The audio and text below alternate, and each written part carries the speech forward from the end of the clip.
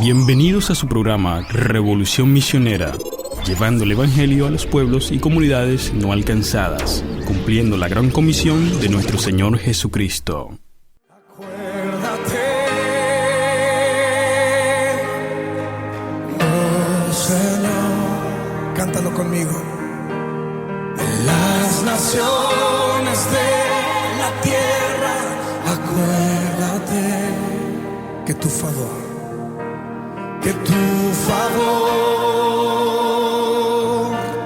y tu amor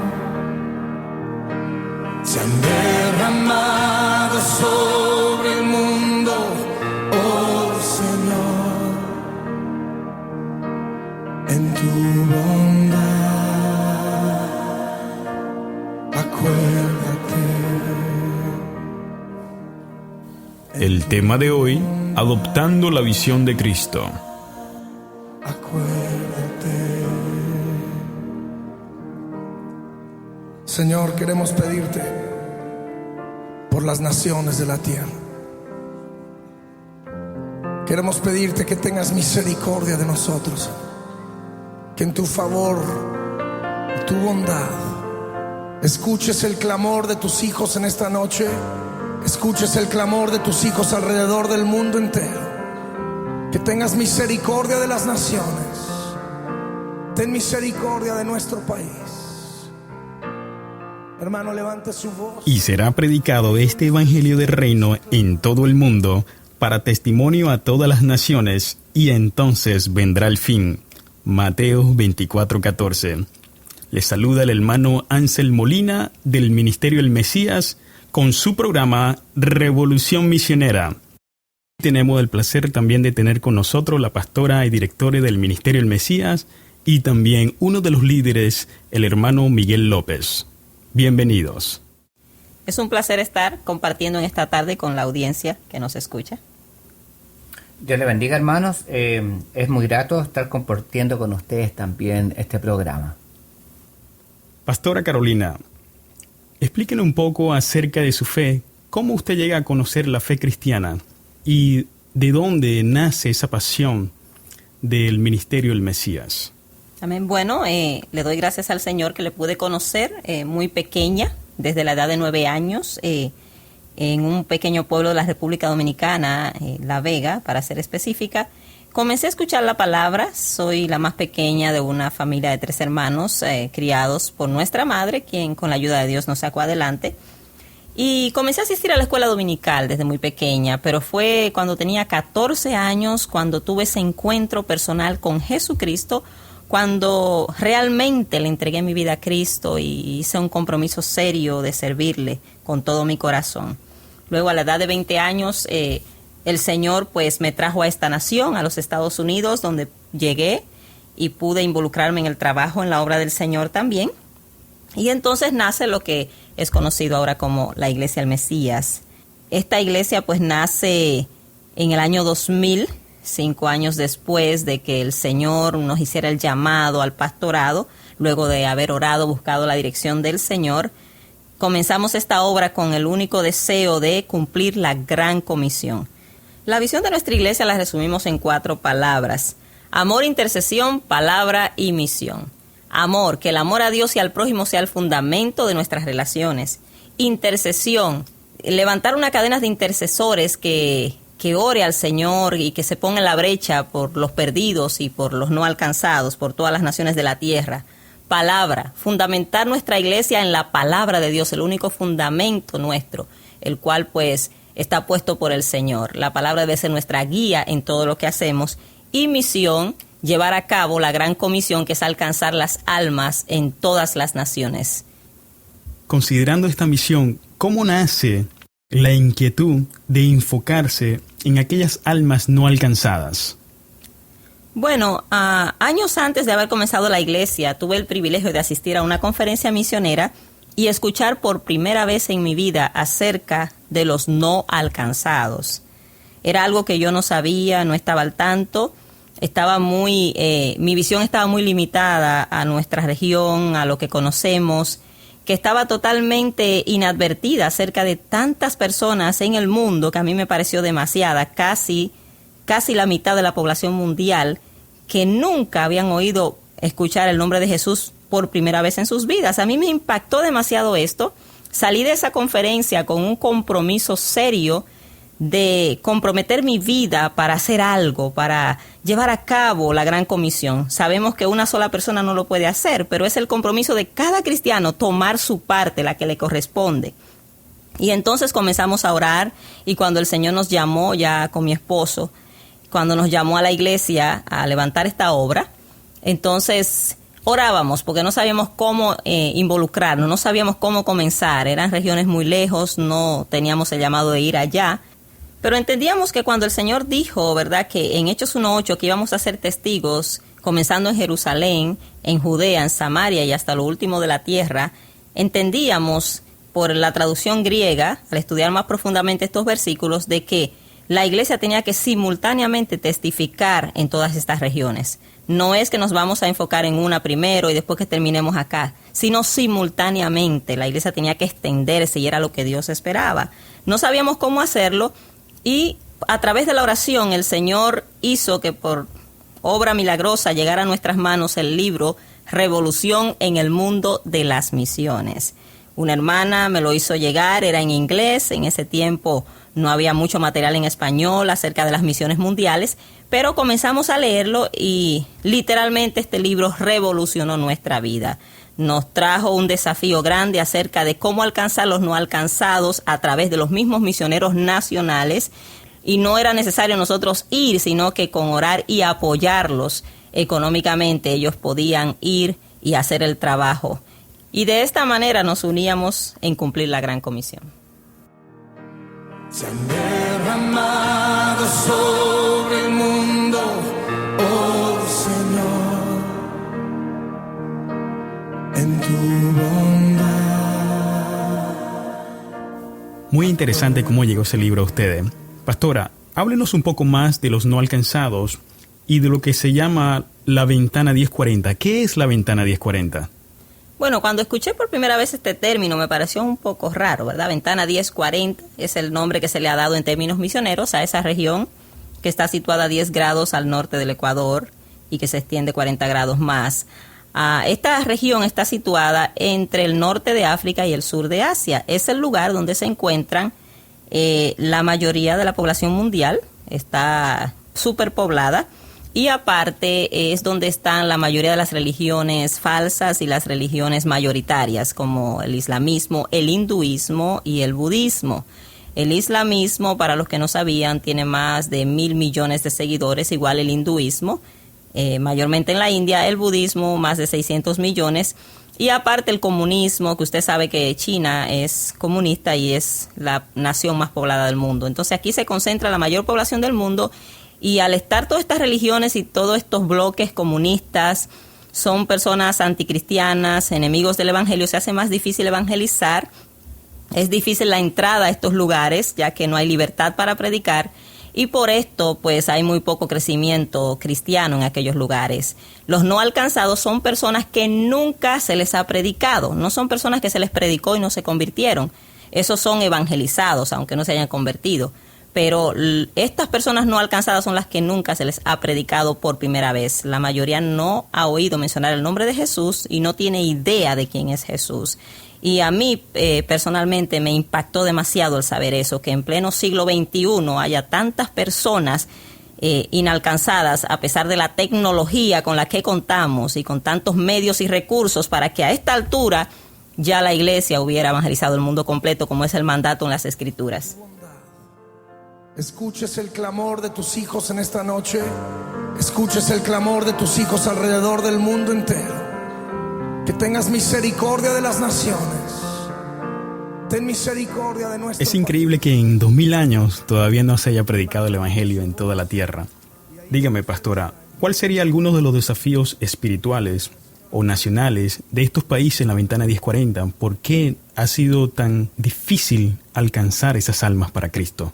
Bueno, primeramente es que la mayoría de ellos están cerrados al evangelio. El gobierno impide la entrada a misioneros. Es ilegal predicar en estas naciones y hay una persecución activa en contra de los cristianos que ya existen allí, que son minoría. un ejemplo por Afganistán, donde casi el 98% son musulmanes, pero el 0.02% es cristiano. Entonces, hay muy pocos cristianos y no tienen libertad de predicar. Otro desafío que enfrentan estas personas es el analfabetismo y la pobreza. Predicar allí en medio de gente que no sabe leer ni escribir, mayoría pobre, con pocos recursos, es bien difícil. También se encuentran con muchas personas, estos países están superpoblados como China, la India, y hay un testigo como casi para 100,000 personas, una sola persona evangelizar 100,000 personas, es bien difícil el moverse, los recursos para moverse. Y aparte muchas tradiciones culturales también que están en estos lugares. Por ejemplo, en la India hay tradición en esas aldeas remotas de abortar a las niñas que nacen, deshacerse de las niñas por el sexo. También las viudas, la mayoría son restringidas en estos lugares. Cuando una mujer enviuda, muchas veces son consideradas una maldición y muchas veces hasta asesinadas. O sea, hay tantas tradiciones culturales, tanta idolatría, tanto paganismo, ceguera, que hace más difícil el trabajo misionero, pero de todas maneras hay que ir. Ese es el mandato del Señor y nosotros tenemos que ayudar a que el evangelio llegue a estas regiones.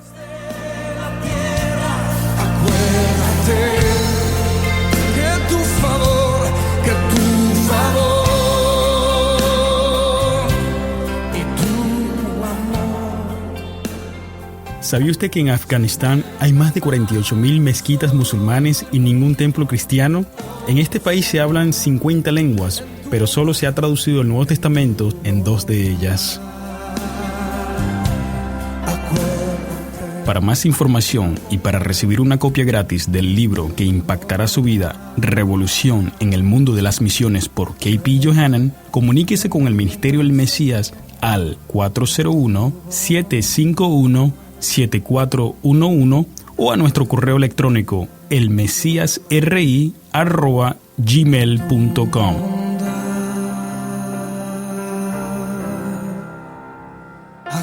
Qué triste por ellos, porque verdaderamente supe yo que solamente la India tiene más de 300 millones de dioses. Adoran desde las ratas, las vacas, hasta los ríos. Adoran todo allá, tristemente. Había habido un testimonio muy interesante de acerca de una joven que sacrificó a su criaturita. ¿No podría explicar un poco de ese testimonio? Sí, lamentablemente esto sucedió en una región remota de la India, que llegó un misionero nativo a predicar el evangelio a esta aldea por primera vez y encuentra a una joven llorando desesperada frente a un río considerado un dios en aquel lugar. Cuando este misionero llegó y la vio desesperada llorando, le preguntó que qué pasaba y ella le dijo que en un afán de complacer a ese Dios y que la bendijera a lo que ella consideraba Dios, aquel río, ella había lanzado su bebé de 6 meses de nacido al río, se lo había ofrendado a aquel Dios y estaba desesperada por lo que había hecho, se sentía muy triste como madre y el misionero pues le habló del evangelio, le habló las grandes verdades de Cristo, le predicó el amor de Jesús. Aquella mujer se convirtió al Señor, le dio su corazón a Cristo, encontró la verdadera paz y el verdadero gozo y le respondió con estas palabras al misionero. Le dijo, ¿por qué no llegaste media hora antes de yo haber hecho esto? Y esta es la ignorancia en la que están sumidas estas personas en estos lugares, totalmente ciegas por Satanás. Segunda de Corintios 4:4, el Dios de este siglo ha cegado el entendimiento de los incrédulos para que no les resplandezca la luz del Evangelio. Y es por eso que también tenemos que orar para que Dios abra los ojos de estas personas. Ayúdame a mirar con tus ojos. Yo quiero sentir con tu corazón. No quiero vivir más siendo insensible. Tanta necesidad, oh Jesucristo.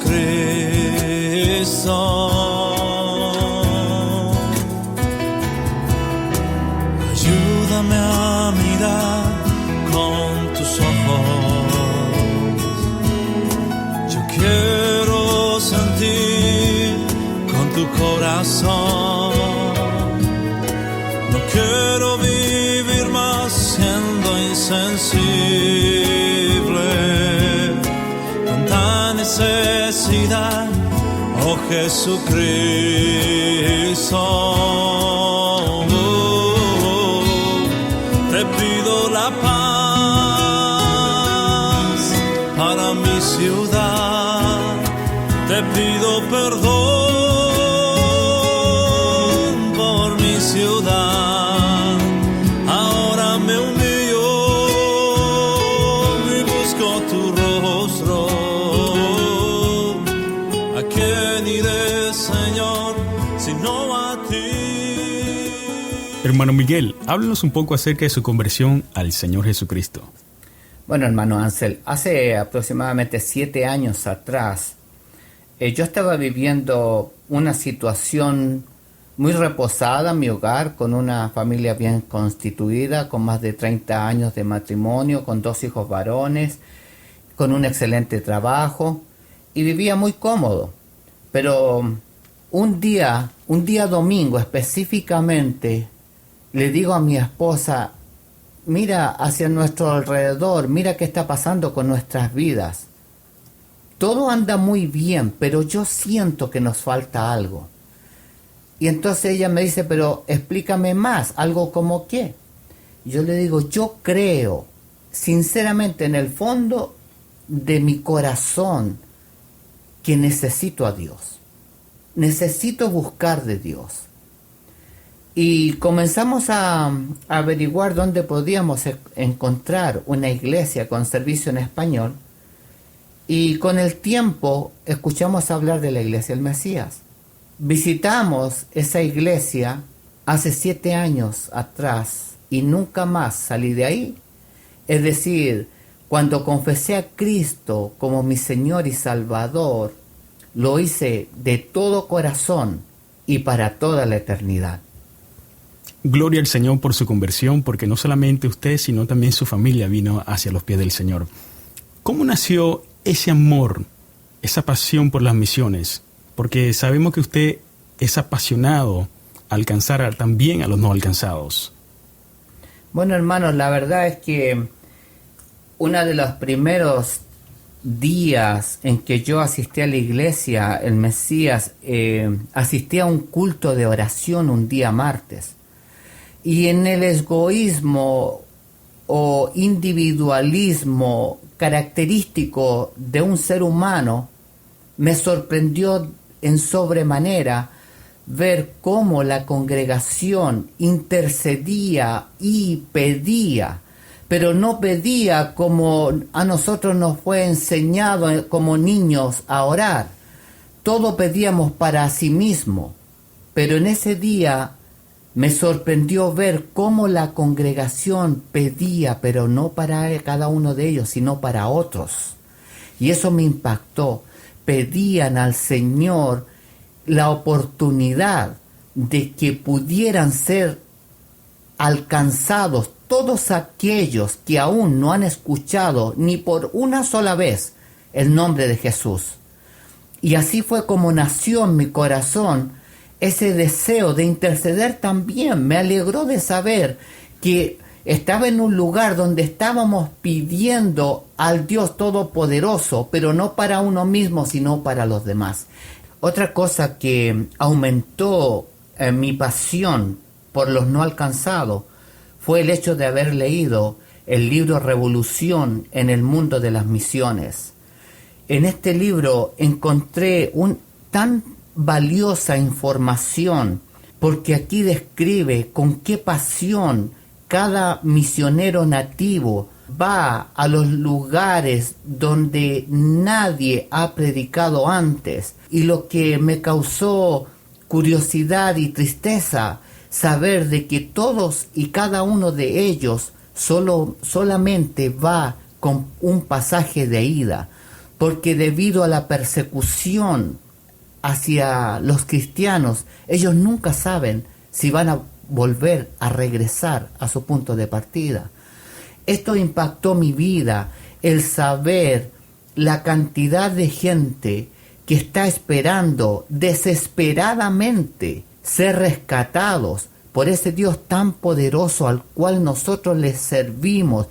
A través de este libro también he aprendido de qué manera puedo unirme a aquellos pocos misioneros nativos que están dispuestos a pagar el precio de predicar el Evangelio, aún pagando con sus vidas, los cuales nosotros apoyamos desde acá, desde Occidente, en medio de tanta abundancia y libertad, con oración y con un aporte económico también. Con tus ojos lo quiero sentir, con tu corazón no quiero vivir más siendo insensible. Tanta necesidad, oh Jesucristo.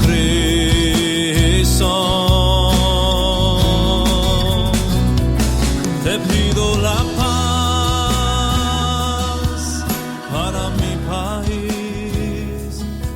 Hermana pastora, ya el hermano Miguel nos habló de los misioneros nativos. ¿Qué más nos pudiera decir usted acerca de estos misioneros que arduamente trabajan en estos lugares no alcanzados en la Ventana 1040? Pues son hermanos tremendos, con un gran compromiso, una gran dedicación a la obra de Dios. No son muchos en número, ya que la iglesia en estas naciones no tiene muchos cristianos, pero los pocos que hay están bien dispuestos a sacrificar su vida, a darse por entero a la obra, a vivir al nivel de las personas a las cuales ellos evangelizan sin ningún tipo de lujo, simplemente están dados por completo a la obra misionera. Me toca mucho el testimonio de un grupo de estos misioneros nativos que fue a una aldea llamada Venbar en la India. Este grupo de hermanos, 18 misioneros en total de Evangelio para Asia, fueron a esta aldea y comenzaron a predicar el Evangelio, ¿verdad? Como usualmente lo hacen. Y de repente cuando ellos llegaron, pues se encontraron con mucha persecución. Sabe usted que cuando se llega a estas regiones hay, ¿verdad?, muchos sacerdotes hinduistas que están totalmente en contra del Evangelio. Y cuando ellos llegaron, los líderes de este lugar se opusieron a que ellos predicaran, los tomaron y comenzaron a golpearlos, los agarraron y les dieron con barras de hierro a estos misioneros, a tal punto que los hermanos quedaron tan heridos y dijeron que los iban a matar, que los iban a sacrificar en un árbol sagrado, a quemarlos vivos. Los trajeron para el árbol, pero no los pudieron quemar porque el sacerdote mayor no estaba en ese momento en la aldea. Y les perdonaron la vida, por así decirlo, y les dijeron que se fueran y que no volvieran más, y que si volvían eran personas muertas. Los hermanos se volvieron a su lugar y cuando fueron, tuvieron un mes recuperándose de sus heridas, sanándose completamente, y luego que se sanaron, que se sintieron bien, volvieron a la aldea Venbar a predicar. Ellos decían que el Señor los llamó allí, que el Señor no les dijo que iba a ser fácil y que se tenían que morir por la causa de Cristo. Ellos estaban dispuestos también a hacerlo. Entonces, cuando ellos llegan a la aldea, ¿verdad?, confiando en el Señor, encuentran a los aldeanos muy diferentes. Los veían más receptivos, ellos comenzaron a predicar y no le pusieron obstáculos y estaban bien receptivos y bien tocados. Y ellos preguntaron que qué había pasado, ya que cuando ellos hicieron el llamado, un grupo recibía al Señor. Ellos le preguntaron qué pasó, ¿por qué ustedes están tan receptivos? Entonces ellos le contestaron de que el árbol en el cual los ataron para sacrificarlos en aquel momento era considerado un dios para ellos, era un árbol sagrado, y que este árbol tenía más de 100 años de existencia. Y luego que los soltaron porque no apareció el sacerdote que los iba a sacrificar, aquel árbol en cuestiones de días se secó de la raíz a las ramas completamente. Ellos entendieron que el Dios de los cristianos era más fuerte que su árbol Dios, como así consideraban, y entonces quedaron tocados al Evangelio. Los misioneros habían aguantado una golpiza fuerte y levantaron una iglesia allí, bien tremenda, bien creciente, y ellos concluyeron diciendo estas palabras. Los misioneros dijeron: valió la pena la golpiza. Y ese es el compromiso que tienen estos hermanos, de ir y buscar esas almas a costa de lo que sea. Ellos dejan hasta su propia vida si tienen que dejarla, pero ellos están dispuestos a que estas almas sean alcanzadas. Te pido la paz por mi ciudad, te pido perdón. Pastora Carolina, ¿qué palabras de motivación tiene usted para compartir con nuestra audiencia, para aquellos que están interesados en unirse en el ministerio o en la misión de la gran comisión de nuestro Señor Jesucristo? Bueno, primeramente como pastora, a través de los años me he dado cuenta, ¿verdad?, que el llevar a cabo la gran comisión es la tarea principal de la iglesia y la máxima prioridad. Es un mandamiento y nosotros tenemos que llevarla a cabo. Aparte de eso, cuando nos involucramos en la obra misionera, yo le motivo a los pastores a que involucren sus iglesias. Nuestras iglesias crecen más sanas, nuestras iglesias salen del egocentrismo, son más comprometidas a la causa del Señor, al amor hacia los demás. Nuestras iglesias son bendecidas en todas las áreas, espiritualmente y aún económicamente. Dios bendice la obra misionera, Dios bendice la iglesia que da para esta obra. Y cuando nosotros escuchamos los reportes que nos dan estos misioneros, porque cada mes nos envían reportes, hermanos, y oímos de miles que están siendo alcanzados en estas regiones, miles, 13,000 almas, 14,000 almas. Eso es motivo de gozo. Usted sabe el gozo grande que se siente, el saber que podemos ser parte de esta cosecha de almas. No estamos hablando de personas que han escuchado ni personas fáciles de evangelizar. Cuando usted escucha que un musulmán, que un hinduista, que un budista, que un ex sacerdote curandero, un brujo se convierte al Señor, estas personas tan metidas en la oscuridad vienen a Cristo, es motivo de gozo. Y como dice la palabra, hay gozo en el cielo cuando un pecador se arrepiente. Imagínese cuando oímos de tantas almas que están siendo alcanzadas y las iglesias que se están levantando y que nosotros somos parte de esto. Para mí esa es la mayor recompensa que yo puedo recibir de parte del Señor. Y es un gran privilegio para cada cristiano tomar su parte en la gran comisión. Agradecemos la participación de nuestros hermanos hoy día y esperamos que usted nos siga sintonizando la próxima semana para que se siga edificando en la revolución misionera. Muchas bendiciones y que la gracia del Señor sea sobre cada uno de ustedes. Shalom. Se han derramado sobre el mundo, oh Señor.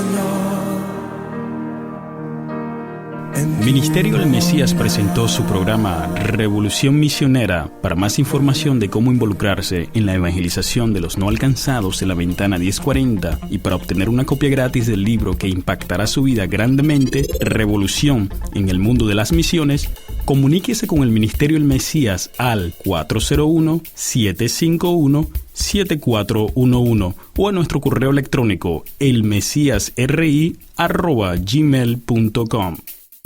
Si no tiene una iglesia donde congregarse, le invitamos a que nos acompañe a nuestros servicios martes y jueves 7:30 de la noche y domingos 10:30 de la mañana. La Iglesia Evangélica El Mesías está localizada en el 770 Admiral Street, Providence, Rhode Island, 02908. Que el amor y la paz del Padre y del Señor Jesucristo sean sobre ustedes.